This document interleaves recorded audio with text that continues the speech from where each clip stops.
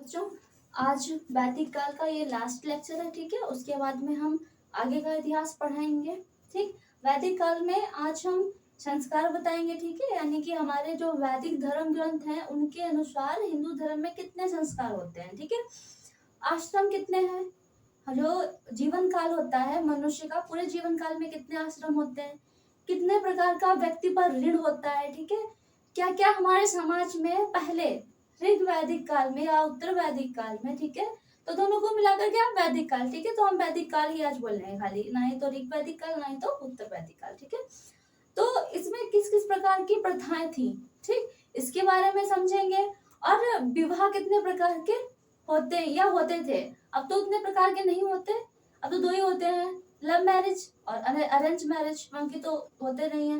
लेकिन पहले मनुस्मृति में कितने प्रकार के बताए गए हैं विवाह हिंदू धर्म में, वो हम बताएंगे। ठीक है, आज आपको ये जो वैदिक काल है आज बस समाप्त हो जाएगा। ठीक है, इस लेक्चर में देखो इसमें संस्कार, ठीक है, संस्कार हमारे हिंदू धर्म में या वैदिक धर्म ग्रंथों के अनुसार इसमें 16 संस्कार हैं। कितने हैं? 16। ठीक है, यानी कि मनुष्य जब माँ के गर्भ में जब बच्चा आता है, ठीक है, उस टाइम से जब वो मृत्यु यानी कि उसका जो अंतिम संस्कार होता है वहां तक का, उस वहां से लगा मतलब शुरुआत से अंत तक 16 संस्कारों में जीवन जो होता है आगे आगे बढ़ता रहता है। ठीक है, तो पहला संस्कार कौन सा है, हम 16 संस्कार के बारे में बताएंगे। यहाँ पर अभी 8 लिस्ट किए हैं, इसके बाद में हम 8 बताएंगे। ठीक है, पहले इनको समझो। जो पहला कौन सा संस्कार है? गर्भाधान संस्कार। ठीक है, गर्भाधान संस्कार क्या होता है, यानी कि जब माँ या कोई भी स्त्री जब गर्भ धारण करती है तो उसको कौन सा संस्कार बोलते हैं?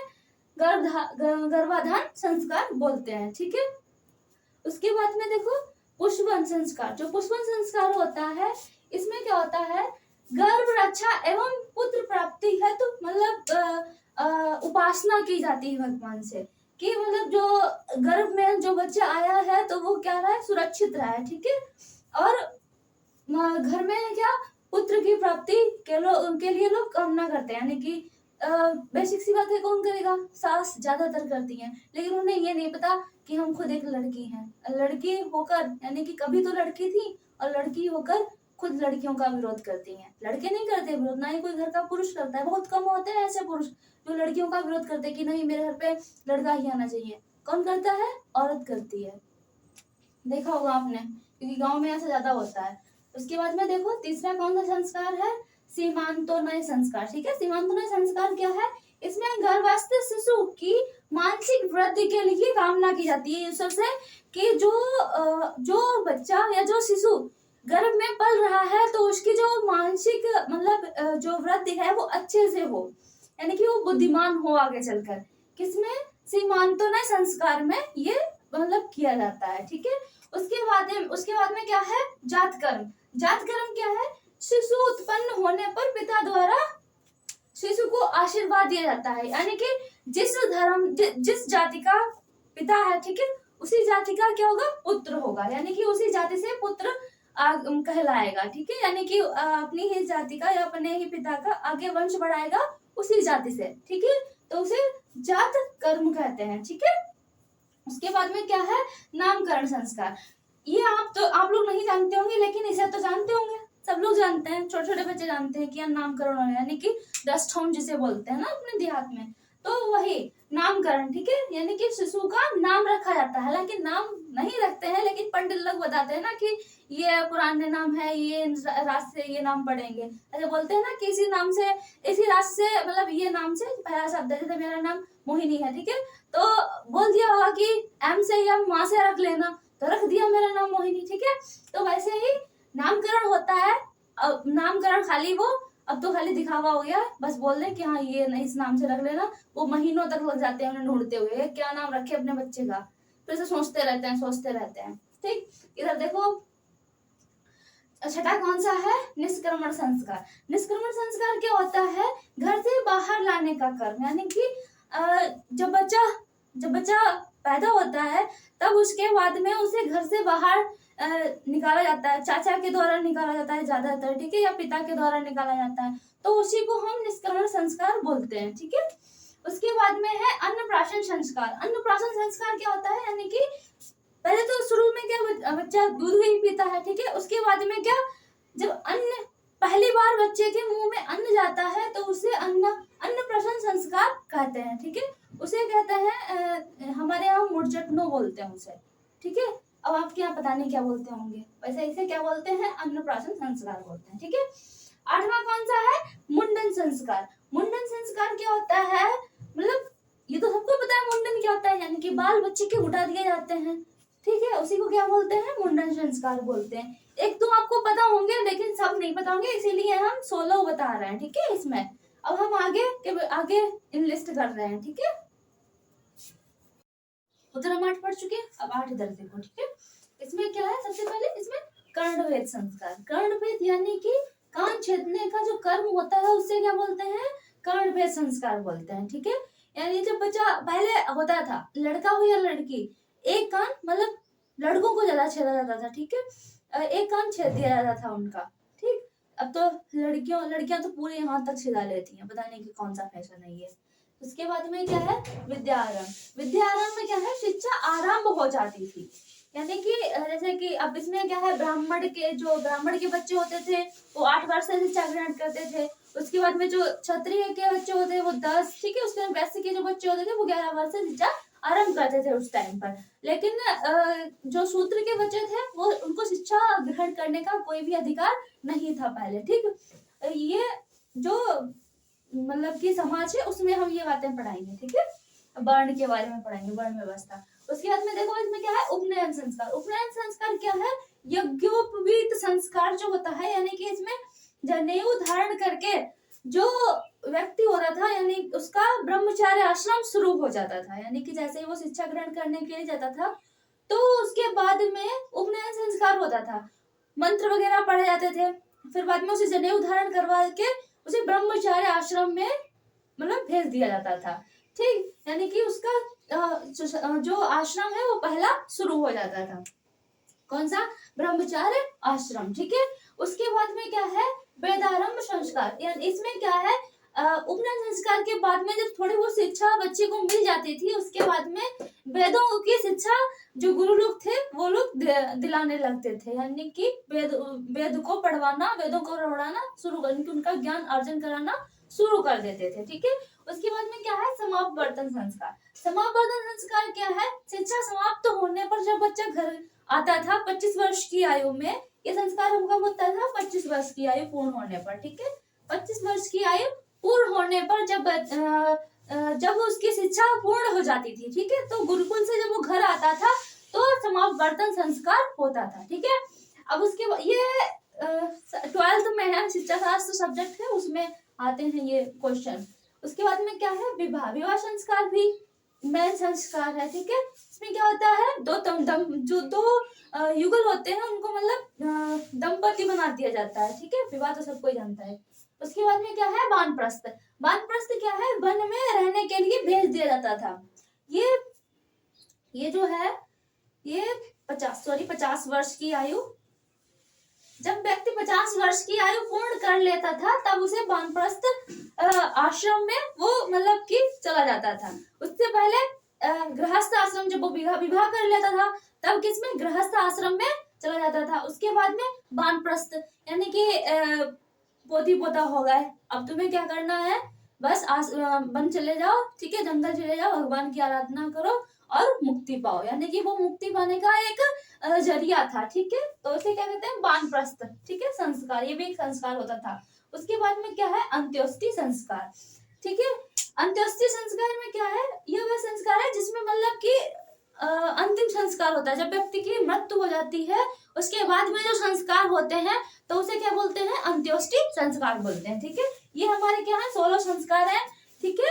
अब हम इसके बाद में आपको प्रथाएं पढ़ाएंगे, ठीक है, कितने मतलब कौन कौन सी जो प्रथाएं थी समाज में उस समय चल रही थी, ठीक। देखो अब प्रथाओं के बारे में, ठीक है, क्या है, हम प्रथाएं पढ़ रहे हैं, ठीक है, प्रथाएं।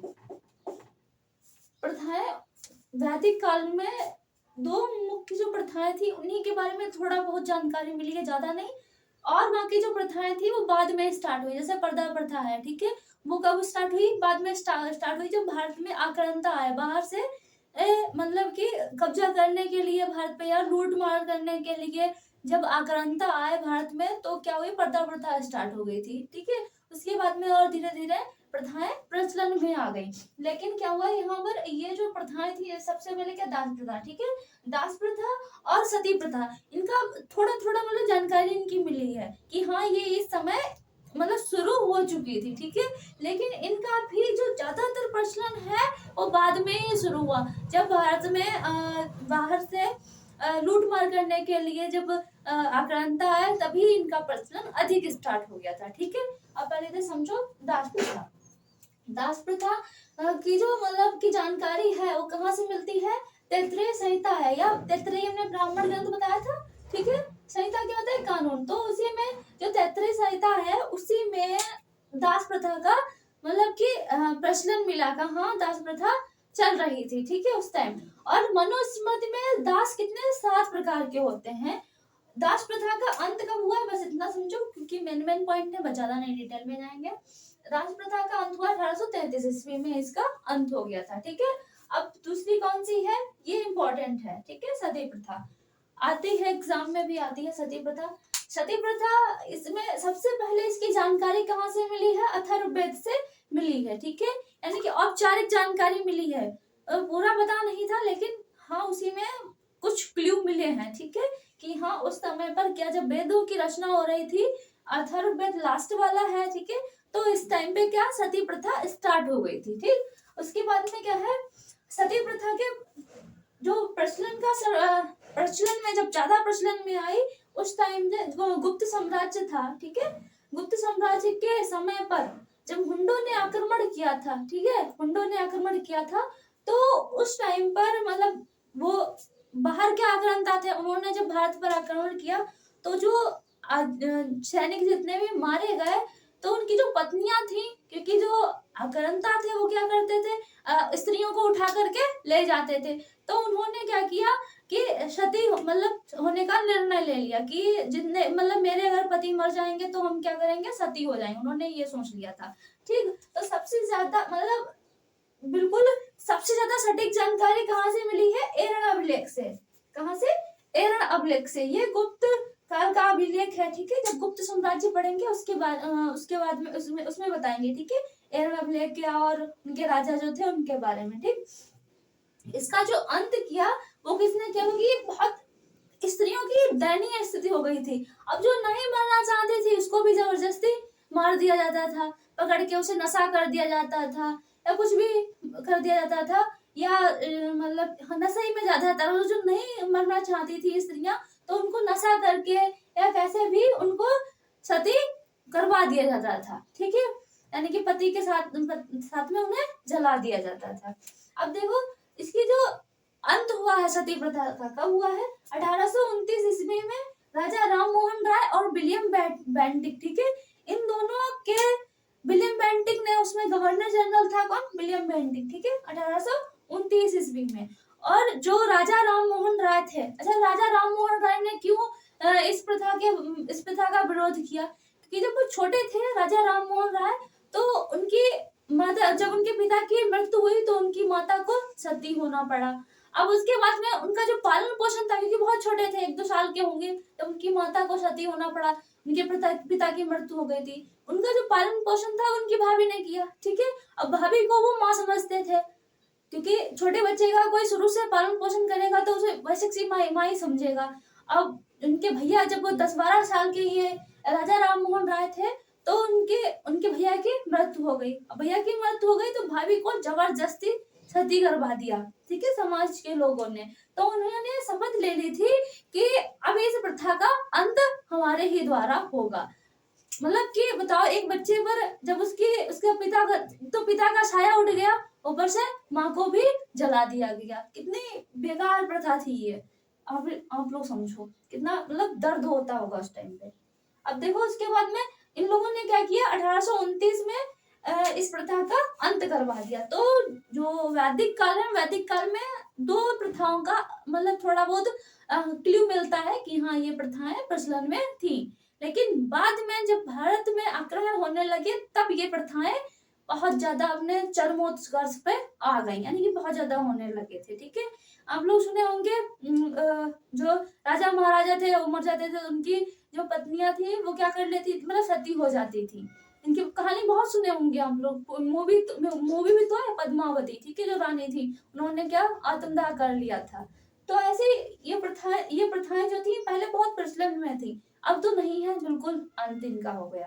ठीक, अच्छा एक और बात, पत्नियां तो मतलब कि पति के साथ में सती हो जाती थी, लेकिन भारत में एक ऐसी कहानी है नांगेली की कहानी, आप लोगों ने सुनी होगी। दक्षिण भारत में मतलब उनकी एक तो बहुत शर्मनाक बिल्कुल घटना है वो, कि ऐसी भी प्रथाएं कि हाँ भारत में थी, इतने महान देश में ऐसी घिनौनी प्रथाएं चल रही थी।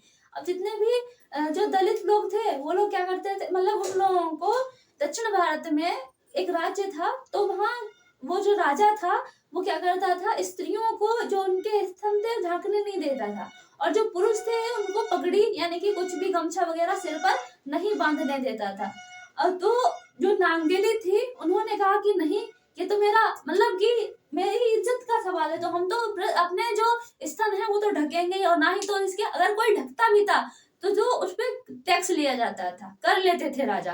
और जो उच्च वर्ग की श्रेणी की जो महिलाएं थी उनको कोई भी कर नहीं देना पड़ता था, जितने भी दलित थे, ठीक है, उन्हीं को, अगर वो स्त्रियां स्तन झांक रही हैं तो उनको कर देना पड़ेगा, और अगर कर नहीं दोगे तो झांकने का मतलब उनको अधिकार नहीं था। और जो जितने भी पुरुष थे उनको पगड़ी बांधने का अधिकार नहीं, अगर पगड़ी बांध रहे हो तो क्या कर देना पड़ेगा। तो जो नांगेली थी उन्होंने कहा कि हम कर नहीं देंगे।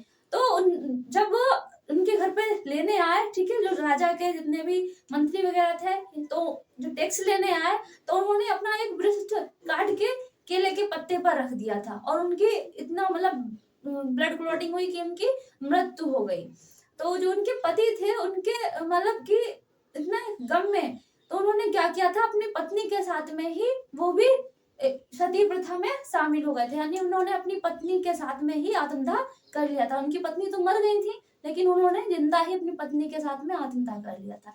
इतनी इतनी बताओ, एकदम रूह खड़ी हो जाती, बिल्कुल बहुत ही अजीब घटनाएं हैं हमारे भारत में, कुछ कह नहीं सकते इनके बारे में। देखो अब आगे के पढ़ाएंगे, विवाह पढ़ाएंगे, ठीक है।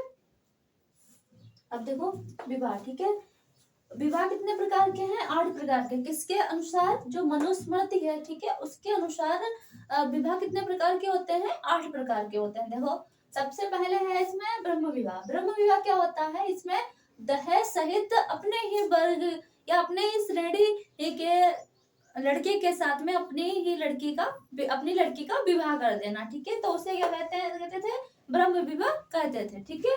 उसके बाद में क्या है, देव विवाह। देव विवाह क्या है, यज्ञकर्ता पुरोहित के साथ में विवाह करना, यानी कि जो यज्ञ करने वाला जो पंडित होता है, पुरोहित उसे बोलते हैं, ठीक है, तो उसके साथ में अपनी कन्या का विवाह करना क्या कहलाता है, देव विवाह कहलाता है, ठीक है। उसके बाद में क्या है, आर्ष विवाह। आर्ष विवाह क्या है, यानी कि लड़की के पिता को एक जोड़ी इसमें गाय या बैल देना पड़ता था, उसके बाद में ही विवाह होता था या शादी होती थी, ठीक है। प्रजापत्य विवाह। प्रजापत्य विवाह क्या है कि बिना दहेज के, ठीक है, जो लड़के थे उसकी शादी लड़के से हो जाती थी, तो उसे क्या कहते हैं, प्रजापत्य विवाह कहते हैं, ठीक है। ये जो 4 विवाह हैं, ठीक है, ये जो 4 विवाह हैं ये मतलब कि अच्छे विवाह की श्रेणी में रखे गए हैं, और जो नीचे वाले ये 4 विवाह हैं इनको निंदनीय माना गया है। देखो कौन कौन से हैं, एक पहला कौन सा है, गंधर्व विवाह, ठीक है। गंधर्व विवाह क्या है, यानी कि गुप्त रूप से विवाह करना, या लड़के मतलब लड़का लड़की भाग के, इसी को बोलते हैं लव मैरिज आज के जमाने में, जो सबसे ज्यादा होती है, ठीक है। तो इसमें क्या होते हैं, मतलब कि गंधर्व विवाह, अब तो ये तो सबको ही पता चल गया जब लव मैरिज बोल दिया तो, ठीक है। उसके बाद में क्या है, असुर विवाह। असुर विवाह में क्या है, लड़की का मूल्य देकर, यानी कि उसके जो लड़की की कीमत है उसको उसके पिता को दे करके, लड़की को खरीद कर और उसके साथ में विवाह करना क्या कहलाता है, असुर विवाह कहलाता था, ठीक है। उसके बाद में क्या है, राक्षस विवाह। राक्षस विवाह कैसा है, लड़की का अपहरण करके बलपूर्वक, ठीक है, उसके साथ में विवाह करना क्या कहलाता था, राक्षस विवाह कहलाता था। आपने मूवी देखी होगी स्त्री, हाँ, उसी में होता है ना, उसमें लेकिन उल्टा होता है, उसमें किसकी, लड़के का अपहरण होता है और लड़की के साथ में विवाह कर दिया जाता है, तो होता है। उसके बाद में क्या है, पिशाच विवाह। पिशाच विवाह में क्या है, सोते हुए या नशे में लड़की को किडनैप करके उसके साथ में नशे में ही शादी कर देना, उनकी उसको होश नहीं रहता था और उसके साथ में विवाह हो जाता था। जब उसे होश आता था तो विवाह हो गया हमारा, ये होता था। तो ये क्या है, निंदनीय विवाह, यानी कि ये जो 4 विवाह हैं ये ब्राह्मण नहीं कर सकते थे पहले, ठीक है। और बाकी ऊपर वाले ये 4 ब्राह्मणों के लिए थे। जो ये असुर विवाह है, सॉरी असुर विवाह है, तो वो वैश्य और शूद्र कर सकते थे, ठीक है।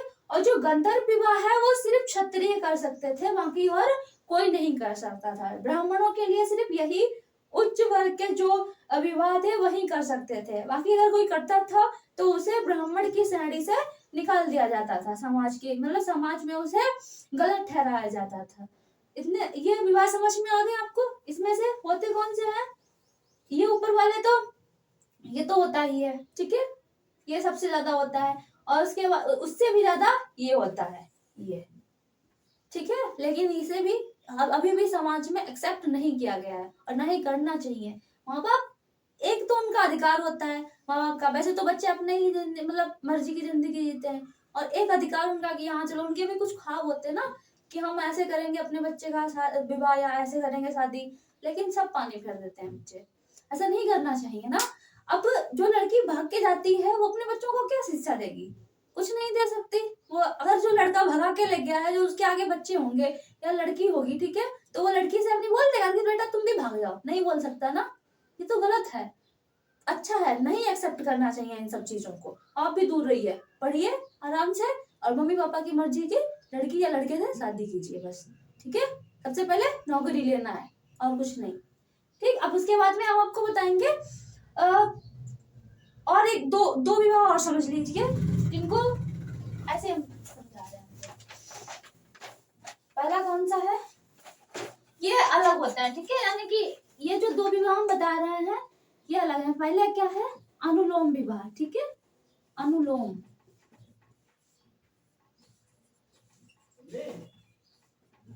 अनुलोम विवाह क्या है, यानी कि जो लड़का होता है वो निम्न वर्ग की लड़की से विवाह कर सकता है, ठीक है, तो उसे क्या बोलते हैं, अनुलोम विवाह। यानी कि लड़का निम्न वर्ग की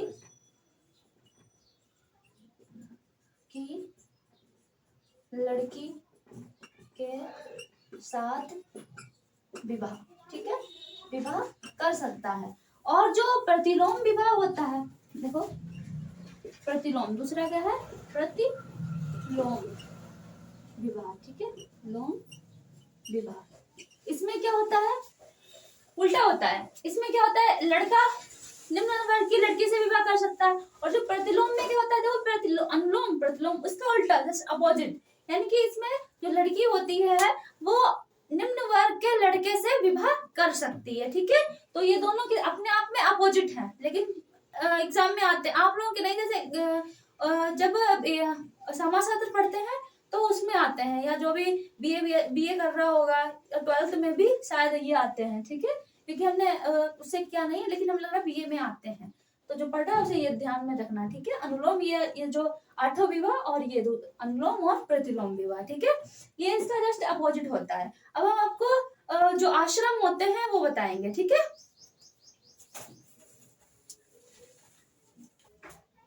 देखो आश्रम, ठीक है, जो मानव है, ठीक है, तो उसका जो पूरा जीवन काल है तो उनको 4 भागों में 4 आश्रमों में विभाजित कर दिया गया है, ठीक है।